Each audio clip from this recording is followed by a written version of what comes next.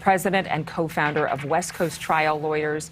Neama, thank you for being with us. This story isn't just tragic. This story will require that someone be held liable for the death of this woman, the director of photography, Halyna Hutchins, who died leaving behind her husband and her son. Is this first and foremost a civil case?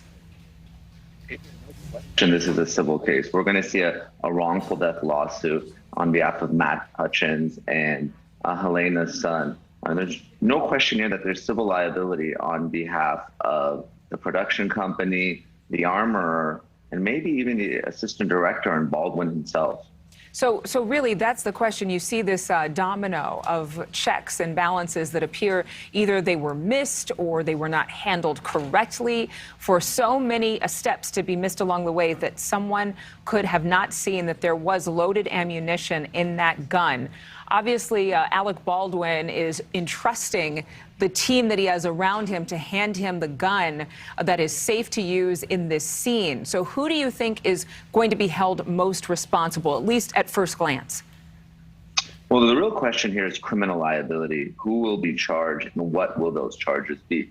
Baldwin, as the executive producer of the Rust, is also liable for the actions of his employees in the course and scope of their employment. So that low civil standard, that simple negligence, preponderance of the evidence standard is met. The question is, will Hannah Gutierrez, will someone else be charged in this case? And what will those charges be?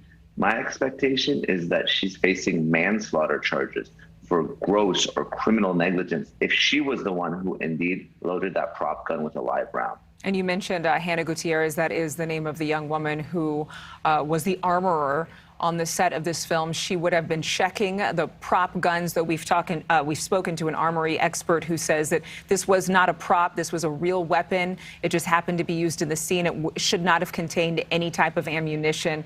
What could the charges be if Alec Baldwin, and again, this is very early on in this situation, but if Alec Baldwin was found criminally negligent in this case, what kind of sentencing are we looking at here?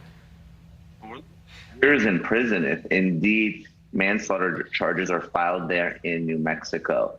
Potentially 18 months or more if it's a fourth degree or greater manslaughter. But for manslaughter charges to be filed against Baldwin, he would need some sort of knowledge. It's a much higher standard than a civil case for prosecutors to bring criminal charges. You really need that guilty mind or mens rea.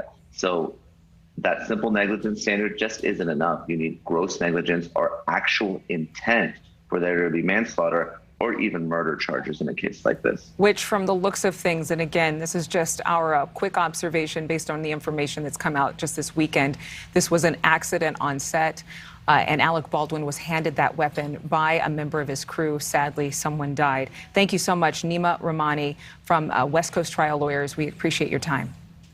Thanks for having me.